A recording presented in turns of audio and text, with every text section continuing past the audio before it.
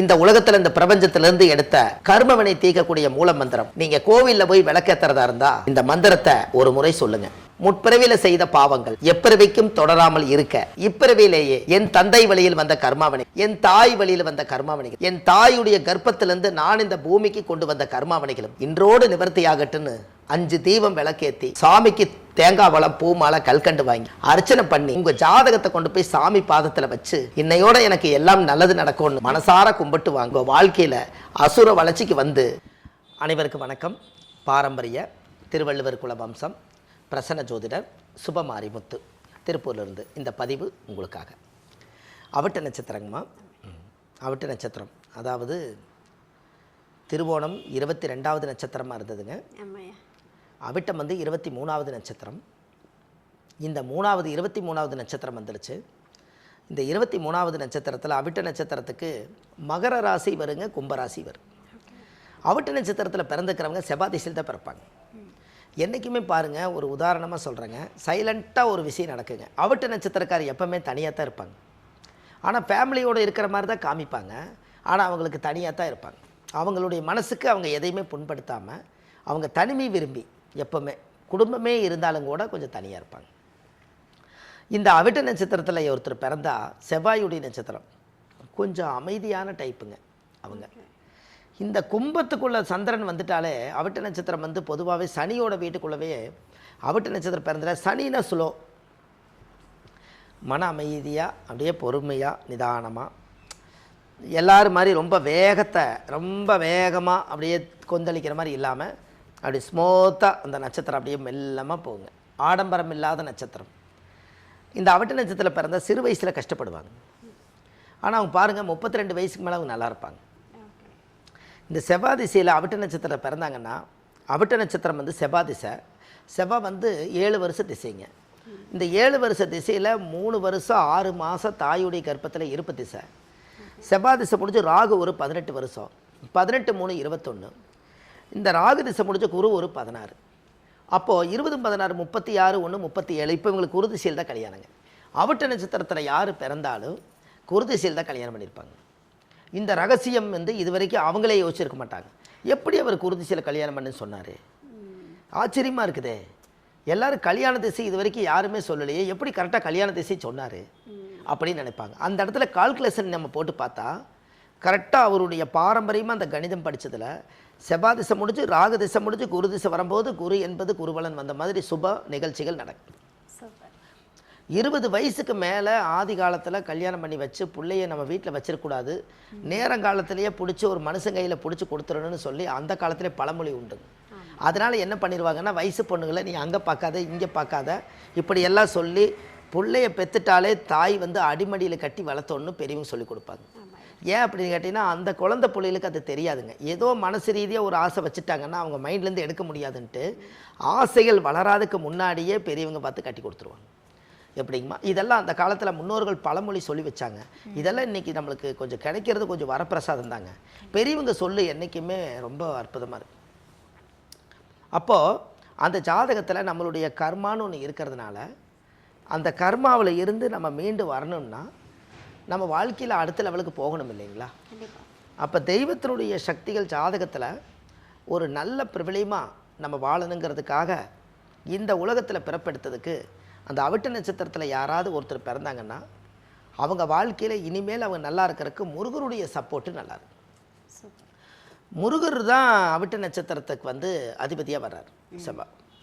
இவங்க வீட்டில் என்ன இருக்கலான்னு கேட்டிங்கன்னா, நான் ஏற்கனவே சொல்லியிருக்கேன், அவிட்ட நட்சத்திரத்தில் யாராவது பிறந்தால் ஒரு கோயிலுக்கு போனால் ஒரு யாராவதுக்கு யாசகம் சாப்பாடு வாங்கி கொடுப்பீங்க, அன்னம் தண்ணி ஆகாரம் கொடுப்பீங்க, கந்த சஷ்டி கவசம் வாங்கி உங்களுடைய வயசு எவ்வளவோ அவ்வளோ வயசு புக்கு வாங்கி ஒரு 36 வயசுன்னா 36 புக்கு வாங்கி 36 பேர்த்து கொடுத்துட்டு போங்க.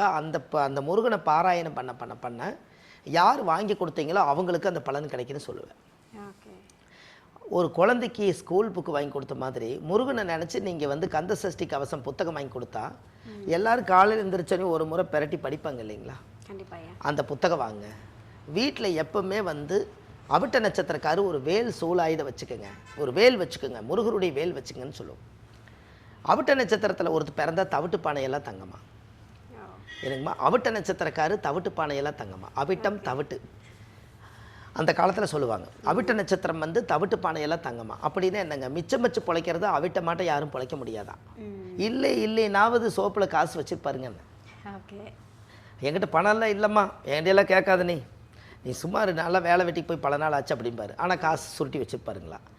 அந்த தவிட்டு பானையெல்லாம் தங்கம்னு எதுக்கு சொன்னாங்கன்னா, அந்த காலத்தில் பீருவா கிடையாது, கூட்டுறவு வங்கி கிடையாது, பேங்க்கு கிடையாது.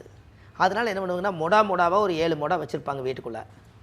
அதில் தவிடு போட்டு வச்சுருவாங்க. நெல் அரைச்ச தவிடு இருக்குது இல்லைங்களா, அதை வந்து லைனாக போட்டு வச்சுருவாங்க. இந்த தவிடுக்குள்ளே வந்து இந்த தவிடு இருக்குது இல்லைங்களா, இந்த தவிட்டுக்குள்ளே கொண்டு வந்து காசை சம்பாதிக்கிறதெல்லாம் கொண்டு வந்து 3வது மொடாவோ 5வது மொடாவிலேயே ஏதோ ஒன்று தவிட்டுக்குள்ளே வச்சுருவாங்க. யார் வைக்கிறதுங்க? அவிட்ட நட்சத்திரக்காரர் வைக்கிறது. அந்த நாள் அவிட்ட நட்சத்திரம் கல்யாணம் காட்சி வரும்போது அந்த தவிட்டுக்குள்ளேருந்து காசை எடுத்து கல்யாணம் பண்ணுவாங்களா. அதனால் அன்றைக்கி பழமொழி என்னென்னு கேட்டிங்கன்னா, அவிட்ட நட்சத்திரம் தவிட்டு பானையெல்லாம் தங்கம். தங்கத்தை ஒழிச்சு வைக்கிறதே தவிட்டு பானையில் தானுங்கண்ணே. தவிட்டு பானையில் என்னங்க, தவிடு போட்டு வச்சுக்கிற பானைக்குள்ளே வச்சுட்டா தெரியாது இல்லைங்களா, எதுன்னு தெரியாதுல்ல. அதுக்காக அது சொன்னது. எல்லாம் பாருங்கள், அந்த காலத்தில் பழமொழிகள் இருக்கா இல்லைங்களா, ஜோசியத்துக்கு கூட பழமொழி இருக்குது.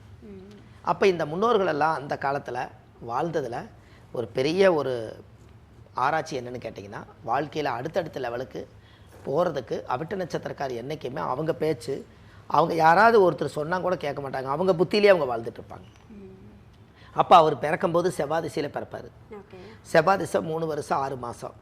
அப்போ செவ்வாய் திசை முடிஞ்சு ராகு திசை 18 வருஷங்க. இந்த 18 வருஷத்தை இதை கொண்டு போய் சேர்த்திங்கன்னா 18×3=21 ஆச்சு. இவருக்கு சிறு வயசுலேயே ராகு திசை போயிடும். இந்த ராகு திசை சின்ன வயசில் வரக்கூடாதுன்னு சொல்லிக்கிறேன் இல்லைங்களா.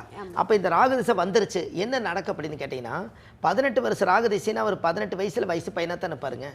ஒரு 3 வருஷம் இந்த இருப்பத்துக்கு போட்டால் 21 வயசில் கரெக்டான வயசு பையனாக இருப்பார். அப்போ இவருக்கு என்னென்னு கேட்டிங்கன்னா, கல்வி வந்து தடவரும். கல்வி விட்டுட்டு ஏதாவது ஒரு வேலைகளை செய்து மாட்டிக்கிறது, தேவையில்லாத மன உளைச்சல்களை கொடுத்துக்கிறது, மனசுக்குள்ளே பாரத்தை இறக்கிக்கிறது, இப்படி ஏதாவது ஒரு பிரச்சனைகள் வந்து ஜாதகத்தில் வந்து உட்காந்துக்குங்க. இதனால் ஒரு மனசு வேதனைப்படும். அப்போ ஜாதகத்தில் வந்து அந்த பிறக்கும்போது ராகதிசை வந்து கரெக்டாக பாருங்கள், 21 வயசில் ராகதிசை முடிஞ்சிடும். அப்போ படிப்பை தடை பண்ணி மறுபடியும் படிப்பார். ஆமாங்க, படித்து எப்படி வந்துடுவார், குரு திசையில் கல்யாணம் பண்ணிடுவார். பாருங்களேன், 21 வயசுக்கு மேலே 16 வருஷம் குருங்க. அப்போ 20 ஒரு 16 36 1 37 வயசுக்குள்ளே இவர் குரு திசை முடிஞ்சிருங்க. இந்த குரு திசைக்குள்ளே கல்யாணம் பண்ணி, குருன்னா குழந்தை, 2 குழந்தைகளும் பிறக்கும், ஆண் ஒன்று பெண் ஒன்று பிறக்கும், பெண் குழந்தைகளும் பிறக்கும். இந்த குழந்தைகள்லாம் பிறந்ததுக்கப்புறம் அவர் அந்த குழந்தைகளுக்கு தேவையானது எல்லாமே அவர் செய்வார். குழந்தைகளுக்கு எல்லாமே தேவையானது எல்லாமே செய்வார். அப்புறம் அதுக்கப்புறம் பார்த்திங்கன்னா அவங்களுடைய வாழ்க்கையில் ஒரு பெரிய மாற்றத்தை உருவாக்கிடும். அப்புறம் 36 வயசுக்குள்ளே இடம் வாங்கி வீடு வாசல் கட்டி தொழில்துறையெல்லாம் அமைச்சு இந்த சமுதாயத்துக்கு என்னென்ன தேவையோ அதுகளை எல்லாத்தையும் கரெக்டாக செய்து வச்சு நல்லா ஒரு சந்தோஷமாக வாழ்கிறதுக்கு உண்டான வழிகளை எல்லாம் தேடி வச்சுருவார். 36 வயசு வரும்போது இந்த குரு திசை முடிஞ்சு சனி திசை 19 வருஷங்க. அப்போ 36க்கு அப்புறம் சனி 19 வருஷம் வந்தால் கிட்டத்தட்ட 55 56 வயசு 60 வயசு பக்கம் ஓடிடுவார். அப்போ இந்த சனி மகா திசையிலேயே அவர் ரிட்டையர்ட் ஆகிறாரு. சனியும் புதனும் அவருக்கு ரிட்டையர்டு வயசுங்க. அப்போ இவருக்கு சனி திசையிலேயே புதன் திசையிலே ரிட்டையர்ட் ஆகிட்டாருன்னா, அவிட்ட நட்சத்திரக்காரர்களுக்கு எல்லாமே இதுவரைக்கும் தேடி வச்ச செல்வம் எல்லாமே கடமை முடிக்கிற காலம் சனியும் புதனுமே. அப்போ பாருங்கள், இது நம்ம தெரிஞ்சுக்கிட்டாங்கன்னா இவங்க வேக்கியானமாக பிழைப்பாங்கல்லங்கன்னு.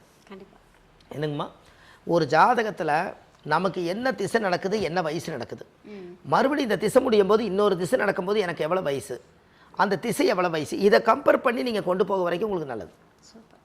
எப்போவுமே அந்த ஒரு பிரச்சனை வந்து ஜாதகத்தில் கிடைக்கும். அப்போ ஜாதகத்தில் வந்து பாருங்கள், இப்போ நம்ம வயசை வந்து நம்ம வயசை என்றைக்காவது ஒரு நாள் நம்மளே போட்டு பார்த்துக்குவோம். ஓ, நம்மளுக்கு இவ்வளோ வயசாச்சல்ல, ஓ பாரு நம்ம இது வரைக்கும் என்ன இருப்பு வச்சுக்கிறோம், வீடு கட்டிக்கிறோமா, நம்ம இடம் இருக்குதா, வாகனம் இருக்குதா, பேங்க் பேலன்ஸ் எவ்வளோ இருக்குது, நம்மளை பற்றி நம்ம யோசிக்க மாட்டாங்களா. ஒரு குறிப்பிட்ட ஏஜுக்கு மேலே நமக்குள்ளே ஒரு சோகம் வரும். அதனால் நீங்கள் எப்போவுமே அவிட்ட நட்சத்திரக்கார் பார்த்தீங்கன்னா பேனாவை எடுத்து கணக்கு போட்டு நான் யார்கிட்ட கடன் வாங்கிக்கணும் வருஷம் எழுதுவார். அப்போ இவருக்கு விலை கொடுக்கணும், இவருக்கு விலை கொடுக்கணும், இவருக்கு விலை கொடுக்கணும், ஓ இவ்வளோ வாய்ப்போச்சா, ஆஹா இதெல்லாம் அடைக்கிறேன்னா அப்போ அடுத்த வருஷத்துக்குள்ளே முடிச்சா தானே நம்ம அடுத்த லெவலுக்கு போக முடியும். இது கணக்கு போட்டு வாழ்கிற நட்சத்திரம் அவிட்டம். அதனால தான் சிக்கனமாக பிழைக்குங்கிறது தான் அவிட்ட நட்சத்திரத்தை அவிட்டுப்பான. காசு வாங்க முடியாதுங்கன்னு அவர் கேட்டேன். தனியாகவே சுற்றுவார். ஃபேமிலி இருந்தாலும் அவருக்கு தனிமை விரும்பி அவிட்டம் என்பது. அப்போ அது ஜாதகத்தில் வந்து முன்னோர்களுடைய ஆசீர்வாதங்கள் அவங்களுக்கு இருந்துக்கிட்டே இருக்கு.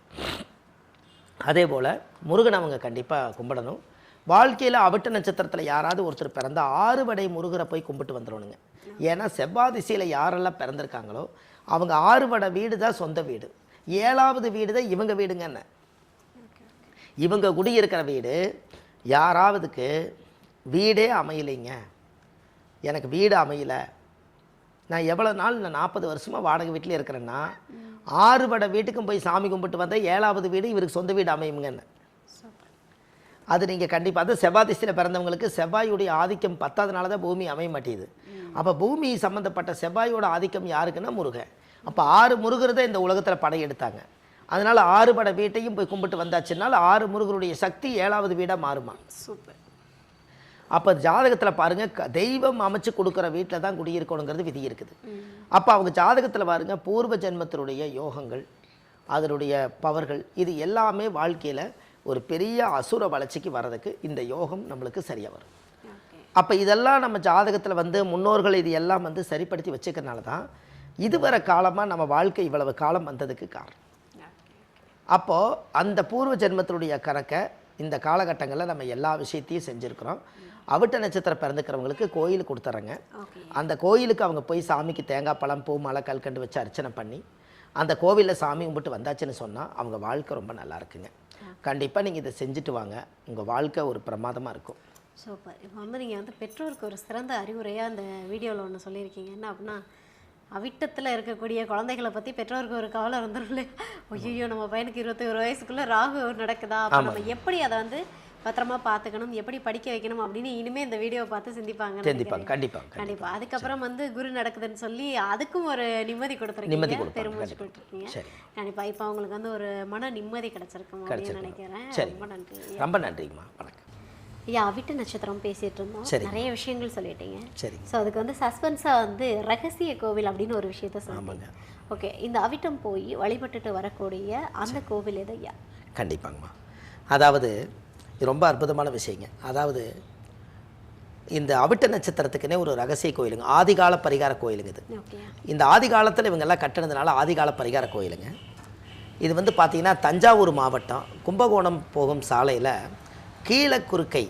கீழக்குறுக்கைங்கிற ஊரில் பிரம்மஞானபுரீஸ்வரர் அப்படிங்கிற ஒரு கோவில் இருக்குதுங்க. இந்த கோவிலில் போய் இந்த அவிட்ட நட்சத்திரத்தில் யார் ஒருவர் பிறந்தாலும் அந்த கோவிலில் போய் ஜாதகத்தை வச்சு 5 விளக்கு தெய்வம், சுவாமிக்கு தேங்காய் பழம், பூ மாலை கல்கண்டு வாங்கி அர்ச்சனை பண்ணி அந்த கோவிலில் சாமி கும்பிட்டு வந்துட்டாங்கன்னா அவங்க வாழ்க்கையில் அன்னையிலேருந்து பூர்வ ஜென்ம கர்ம வினை நிவர்த்தி ஆகுதுங்க. அதுக்கப்புறம் அவங்க வாழ்க்கை அசுர வளர்ச்சிக்கு வருங்க. நல்லதே நடக்கும். வாழ்க்கையில் ஒரு முறை போயிட்டு வாங்க, ரொம்ப நல்லா இருக்குங்க.